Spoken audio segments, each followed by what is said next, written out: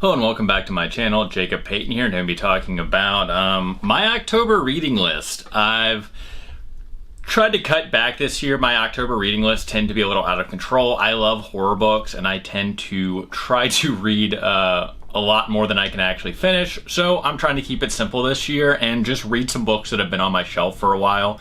Last year I tried to do like a themed list where I had one of each classic monster, and then sadly I didn't end up finishing it. So like I said, this year I'm keeping it kind of simple. First up, I've got Graham Masterson's The Spirit. I haven't read any of Graham Masterson's novels. I think I've read some of his short fiction, so I'm excited to go ahead and dive into this.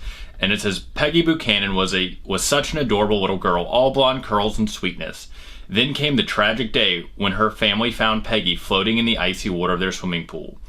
Dead, her white dress billowing around her. Her sisters, Laura and Elizabeth, couldn't imagine life without Peggy. They knew from that day forward their lives would be changed forever, but they didn't know the nightmare that waited for them. Peggy may be dead, but she hasn't left them. As the sisters grow up, a string of inexplicable deaths threaten to shatter their lives. No matter how warm the weather, each corpse shows signs of severe frostbite, and each victim's dying moments are tortured by a merciless little girl in a white dress, whose icy kiss is colder than death. Bum bum bum. So yeah, that sounds pretty exciting. I love aquatic horror, and I love things that I love haunted water sources, right? Like, it just mixes two things I'm already, I love haunted houses, I love scary ghost stories, and then I also I love aquatic horror, so it mixes two things that I very much enjoy. Next up, I have Poppy Z. Bright's Drawing Blood. I think I actually read the description of this when in the hall, so I won't reread that again for you guys. But I haven't actually read, I don't think, any Poppy Z. Bright. I've heard her on podcasts, and I want to say I have this book and one other book by her, and then I think I have a couple on my Kindle. And yeah, I don't know why. It's just, she's been on my TBR forever, and I'm excited to finally read her. Yeah, I'm excited to check this one out. Yeah, anyway. Next up is Vampire Child. I think this is going to be a fun little book. This is a zebra horror book, so it's not exactly I know it kind of gives the vibe that it might be like a YA horror book. It's definitely thin enough. This is by Ruby Jean Jensen, who wrote several paperbacks from Hell Books. And this just seems like a short, quick read, so I'm going to kind of save this as part of the reading list to kind of break it up. If something's especially dark and I need just something quick to kind of dive into, it's going to be this. This is it's kind of going to be my palate cleanser, so to speak, in between some of these books.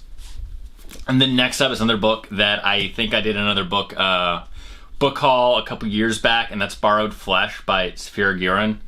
And funny enough, the first thing on the back, it says, if Poppy Z. Bright and Nancy Kilpatrick turn your blood cold to hot, then welcome Sierra Giddon to the short list of dark mistresses of horror, truly worthy of that title. So yeah, good company, good themed TBR on this one. I did that quite by accident. This book, I do believe it's poor Alex. She thought she'd have some fun, take a chance, maybe fool around a little. Instead, she's lying dead in her own blood and open like a slaughtered animal. But the worst is still to come. Her tender young flesh will soon be used in an unspeakable act, an unholy ritual that few sane people could even believe. So yeah, I remember, I think I picked this up because I was getting real Jennifer's Body vibes when I was reading the description in the store. Either way, I've been wanting to read this for a while, and I think October's going to be the perfect month to finally check it out. So maybe I'll read this and Poppy Z. Bright's book back to back, since they're kind of compared. This is another book that I actually picked this one up a few months ago. This is Shotgun Arcana by R.S. Belcher. I think this is also going to be kind of a decent palate cleanser because it's also spooky. But it seems like it's going to be a little more action adventure, a little more sword and sorcery. So that'll be a little...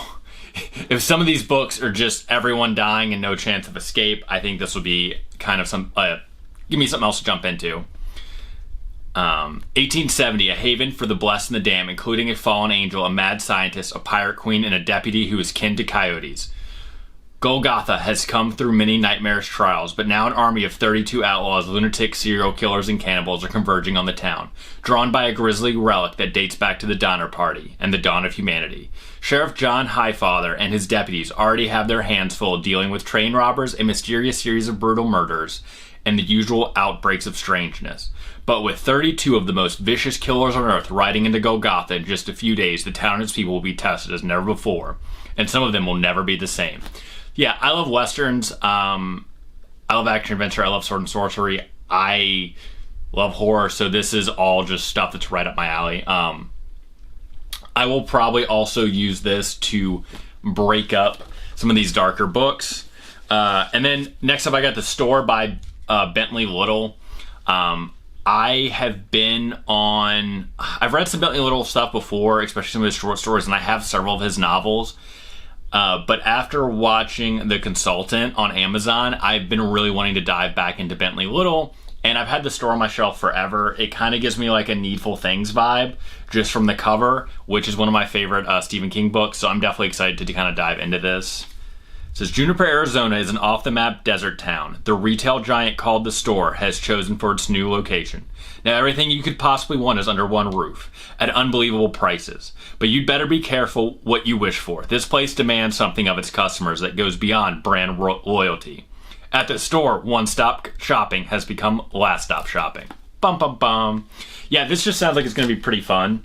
I also love the way he titles. Like, I feel like all his book titles that I've come across has been The Something, which I think is really fun, and a very neat kind of version of branding title-wise. And then next up, I have Sam Hain's Sorceries, edited by D.M. Ritzlin.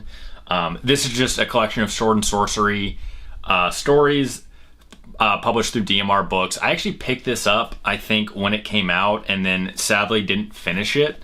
So I'm excited to kind of jump back in. It's Halloween themed, it's sword and sorcery. It's going to be a good palate cleanser. Like I said, I'm going to try to break up between all these dark books, because I know if I read a bunch of super dark horror books back to back, it kind of puts me in a horror funk and I have to go to something else, which will mean I won't get through my list. This way, it'll keep me all on track. This is just in time for Halloween. DMR Books presents 10 haunting tales of swords and sorcery. On Samhain, the dead will rise, dark rituals will be performed, and gateways to the afterworld will open. Let's see if I know anyone on the table of contents. Well, that super stands out to me, but that just means I am excited to learn about some new authors whose work I'll probably like. I know I've been talking about a lot of sword and sorcery lately, but if you are a sword and sorcery fan and you are not watching what DMR Books is putting out, you are really shooting yourself in the foot, because they have a lot of releases, both new stuff like their new Die by the Sword anthologies, and then also a lot of like old, hard to find collected editions of a lot of like historical fiction and a lot of, you know, sword and sorcery, because a lot of historical fiction is kind of became sword and sorcery. They were printed kind of in the same magazines.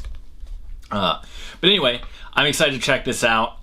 Just throwing it out there. Like I said, if you're into sword and sorcery, you should definitely check out DMR Books. And yeah, my list is not super massive this year. I think it's very achievable. You know, fingers crossed, I'm going to be able to get through this in the month of October. Like I said, it's not themed. I've got some palette cleansers in there between some books I know are going to be super dark. I don't know. I have high hopes for this year when it comes to my October reading list.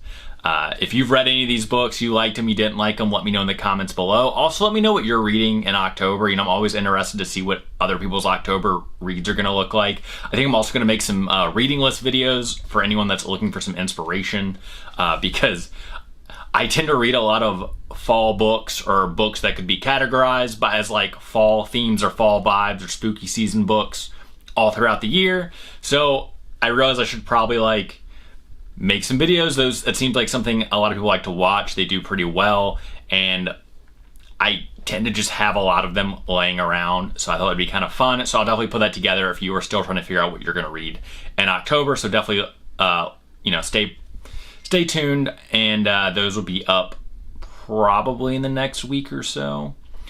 But yeah, let me know what you're reading in October, and if you enjoyed this video, please like and subscribe, and I'll see you guys next time.